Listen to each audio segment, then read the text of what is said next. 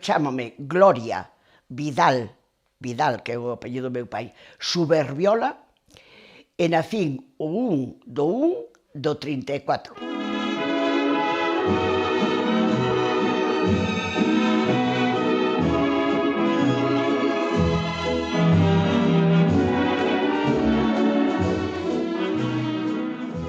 Yo me fui, cuando acabé la carrera, me fui a Madrid, porque una amiga, una monja, muy amiga de mi tío, tenía una hermana que tenía allí un colegio en Madrid, y me dijo si quería ir a trabajar con ella.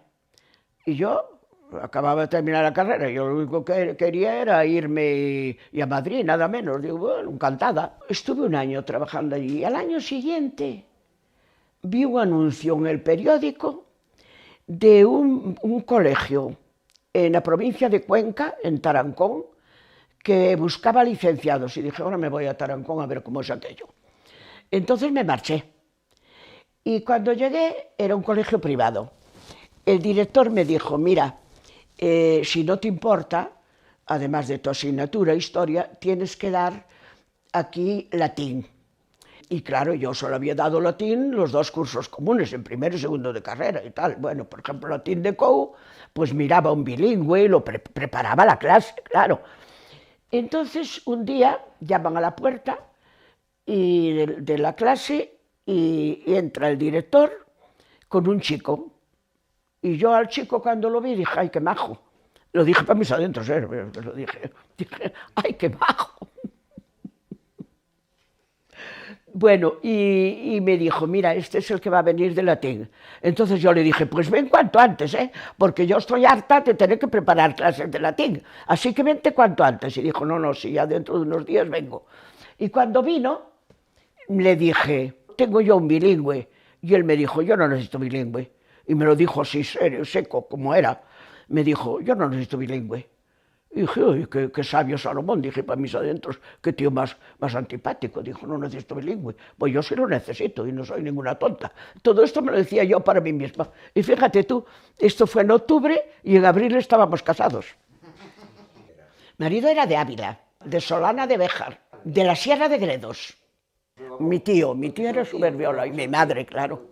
Había estado en las misiones, en el Ecuador de África, y estuvo allí 12 años de misionero, pero se puso enfermo con una úlcera de estómago, que de eso murió. Y en el País Vasco era secretario del obispo de San Sebastián, pero dice que tenía un trabajo. Y entonces le dice al obispo que me quería ir a una parroquia rural. Y entonces le dijo, ¿tiene usted que irse a Galicia? Y dice, pues yo me voy a Galicia. Y se vino a esa parroquia, que luego pidió esta, porque aquella tenía los pueblos muy distantes unos de otros, muy dispersos, y claro, dice que lo pasaba muy mal para ir de un lugar a otro. Y entonces mi madre vino a verlo y conoció a mi padre y se casó aquí. La familia de mi padre en Macendo tenía un pazo también, una casa preciosa. Y vivían al lado de la Rectoral. O sea, el patio de mi abuela y el patio de la Rectoral son una continuación uno de otro, divididos por un muro. Y mi padre vivía allí, bueno, conoció a mi padre y se casaron. Cuando mi tío se vino para aquí, se vinieron con él.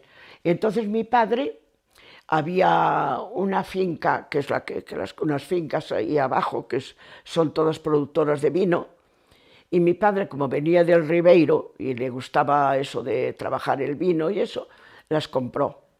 Y ya nos quedamos aquí, tenían casa, la finca tenía casa, y tiene, pero ellos se quedaron con mi tío, claro, y vivíamos allí en la Rectoral. Cuando murió mi madre, porque mi madre se murió cuando yo tenía 10 años, y era la mayor de mis hermanos. Cuando yo acabé primero en las monjas, nos quedamos allí con él, sí. Y a mí me enseñó muchísimo, me daba clase, cuando era niña, me daba clase, me enseñó a dividir, me enseñó a no tener faltas de ortografía. Se fue a Piñor, y allí estuvo de capellán en Piñor, hasta que ya estaba mal y se vino a vivir a mi casa. Y un día se le antojó, porque era un culo de mal asiento, se le antojó que quería ir a ver a mi hermana. Mi hermana vivía entonces, ahora vive en Granada, pero vivía en Almería. se fue a Almería a ver a mi hermana, allí al poco de llegar se puso otra vez malo del estómago y murió. Además era muy cariñoso y era como nuestra madre. Había una escuela ahí en La Payota y la escuela estaba en un primer piso, en una casa, con el suelo de madera, pero al suelo las tablas estaban rotas algunas. En un patio que había debajo, por donde salíamos y entrábamos, estaba el toro. O sea, el toro al que llevaban a las vacas para dejarlas preñadas. Y por aquel agujero se veía todo, se veía el toro cuando estaba solo, cuando estaba acompañado y todo. Bueno, esto que estamos viendo aquí, este campo, esto todo era verde, todo. Era un campo de pasto, de ganado. Toda la gente de estos pueblecillos traían aquí las vacas a pastar. Y todo esto era un comunal hermosísimo, grande y hermoso. Y entonces luego hicieron, donde está ahora el tanatorio ahí, eso era la primera escuela que hubo en Salamonde. Tiene dos habitáculos, y una era la escuela de niños y otra la de niñas. Y luego hay un espacio común donde hacían el recreo cuando llovía y luego si no, fuera. Luego asfaltaron, hicieron un campo de fiesta y lo cerraron con esa barandilla que veis, ese cierre que tiene de piedra.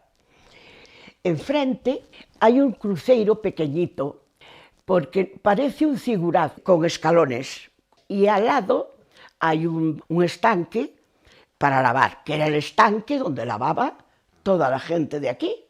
Y eso todo era campo, era verde, todo era campo. Ahí venían las vacas y en el estanque de lavar había un sitio de agua limpia que era donde bebían las vacas. Y se hizo este magnífico campo de fútbol. Aquí no tenemos nada, pero un campo de fútbol de primera división. O sea, que aquel reboiro, que se llamaba esto reboiro, aquel reboiro desapareció.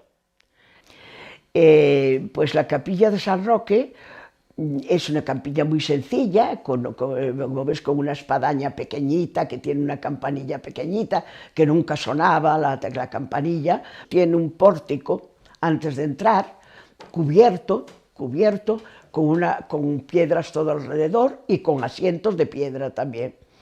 El 15 la misa era en la iglesia, el 16 y luego se subía en procesión, se dejaba la Virgen en la capilla y el 16 la misa era allí a San Roque. Y luego el 17 se volvía a bajar en procesión la Virgen y se decía otra vez la misa, pero en la iglesia. Santa Eufemia y San Benito, los dos tienen una capilla donde se acaba la parroquia. El último pueblo, antes de llegar al cruceiro, el último, que se llama Barrio, y Santa Eufemia se llama, una parte Barrio y la otra Santa Eufemia, ese es el último pueblo de la parroquia de Salamonde. Y ahí, el 21 y 22 de septiembre, se celebraba la fiesta de Santa Eufemia y San Benito. Y las misas eran allí. Y por la tarde había fiesta de orquesta y de baile también allí. Y San Torcuato, según la tradición, es uno de los varones apostólicos que vino a España con Santiago, que probablemente tampoco vino nunca San Torcuato, ni mucho menos. Y ahí tiene su capilla, y el día 15 de mayo, creo que hay una fiesta en San Ciprián, Urantes, y Eiras y Layas, porque las tres parroquias suben en procesión a la capilla. Y la capilla está abierta a los 4 puntos cardinales. Personajes curiosos. De La Payota estaba el zapatero, que se llamaba Valente. Entonces Valente, como su zapatería estaba pegada a la escuela, además el balcón de la escuela y la zapatería del Valente se comunicaban por un pasadizo de piedra. El Valente se metía con todas las niñas de la escuela. «Nenas, no sé qué, ¿se aprendes esas letras? ¿O no las aprendes? Son unas burras», no sé qué, no sé cuánto. Y a mí, cuando me veía pasar por la carretera, siempre me decía lo mismo. «Tita, dalle recuerdos al señor Subivirola». Era mi tío Subivirola, y me decía siempre, «dalle recuerdos al señor Subivirola». Y yo, pues ya se los daré. La Ermelinda, La Ermelinda era una señora que vivía al lado, cerquita de la capilla de San Roque. Cerquita, muy cerquita, es una casa sola a la izquierda.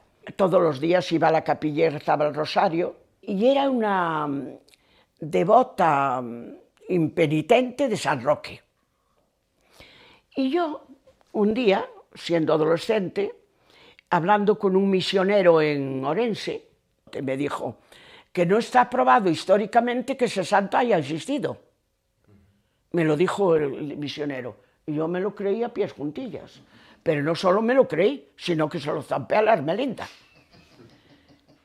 Llevó un disgusto, mi tío me riñó muchísimo, y mi tío me decía, ¿no ves? Le quitas a la Ermelinda, la Virgen del Carmen, le dices que San Roque no está probado que existió, y se muere del disgusto. Me riñó muchísimo, mira que mi tío no me reñía, nunca nos reñía, y nos hablaba mucho, y hablábamos con él absolutamente de todo.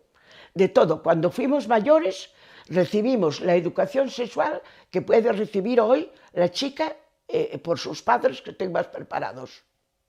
Teníamos un sacristán, se llamaba Perfecto, pero que le gustaba el campo, y su padre, o señor Emilio, le gustaba el campo lo que a mí el veneno, nada. Entonces se quería ir a Argentina, porque tenía allí familia y se quería ir a Argentina.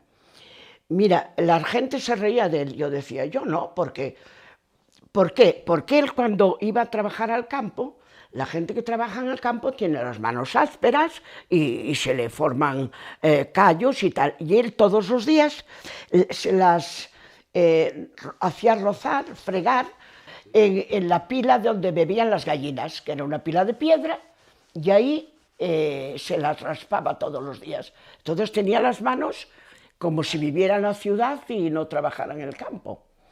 Y le llamaban presumido, le llamaban tal, y yo decía, bueno, pues a mí me parece bien, a él le gusta ir bien, bien arreglado y bien así, me parece bien. Y luego se marcharon todos a Argentina, los 3 hijos que tenía, la mujer y él. Diría que era Carmen, Carmen Espiritista, señora Carmen Espiritista. Era de barrio, de donde está la capilla de Santa Eufemia. Allí detrás hay una casa, esa era. Y mira, mi tío era a la única persona que la tenía entre ceja y ceja, porque me decía, no puedo soportar que estafa así a la gente. Mira, por ejemplo, se le moría a uno el marido, a una mujer se le moría el marido. A los 2 días iba a su casa y le decía, fulana, chamou teu marido que esta noite fala, tes que vir hasta ali. Entonces la señora cogía, fíjate tú, e iba, llevaba su donativo correspondiente e iba. Y entonces el hijo que tenía, Constante, que se llamaba, se metía en un arca de madera, un arca de aquellos de madera. Se metía allí y hablaba. Son fulano, eu estou ben, espero tes que dicirme varias misas, porque ainda estou no purgatorio. Así, fíjate, y se lo creían. Ella vivía de eso, y se lo creían. Y tenía una hermana que se dedicaba también a eso en Sanfiz. En Sanfiz tenía una hermana, pero esa vivía, le dio carrera a la hija y todo, con eso. Había una señora aquí en un pueblo de aquí, de la parroquia, que vivía, era unha rosquilleira, vivía de vender rosquillas en las ferias, en las fiestas. Don Ismael estuvo estudiando medicina y dejó la carrera. No era un hombre, pues hoy para decirlo pronto, no sería un hombre del PP, era un hombre de izquierdas. Un hombre muy inteligente, lo que pasa es que él solo hablaba de esas cosas con mi tío. Con mi tío hablaba de todo, y yo como ya era mayor me sentaba con ellos y hablaba de todo. Pero decía que el único cura que había conocido así tal, que era mi tío. Iba a misa y eso sí. Pero él no era un hombre del franquismo, ni muchísimo menos, nada. Era un hombre muy inteligente, muy culto, muy preparado, y desde luego no franquista. En mi casa nadie, no éramos franquistas nadie. Es que había que tener muchas tragaderas para apoyar aquel régimen, muchas tragaderas. A mí no me dejaban salir mucho a jugar con los niños, porque claro, jugaban de noche. Y en mi casa decían que no se podía decir buenas noches, había que decir buenas tardes siempre, con lo cual al ser de noche había que estar en casa. Yo delante de la casa había un paseo, llamábamos paseo, grande, que iba hasta el portalón que daba entrada a la huerta, que había, pues eso, varios, 100 metros o más.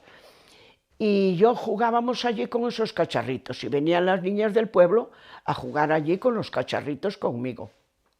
Otro juego, el truco. Marcábamos un truco en la tierra, bien, y con una piedrecita plana jugábamos al truco, que llamábamos billeta. La piedrecita plana con la que jugábamos al truco llamábamos billeta.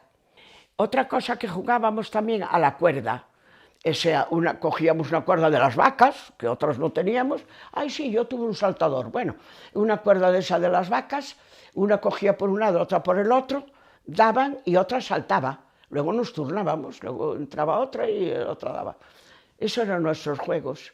Ah, y al escondite, pero yo al escondite casi no jugaba, porque ellos al escondite jugaban en la capilla de allí, de San Roque, se escondían por allí en los cabaceiros, jugaban por allí, y a mí como de noche no me dejaban salir, pues yo eso casi no jugaba.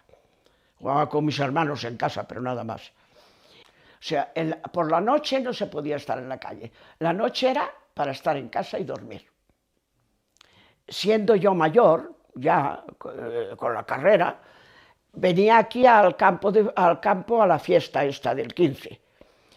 Y cuando se hacía de noche, que ahora en agosto a las 10 es de noche, veía a mi padre ya por una esquina, yo me metía por otra.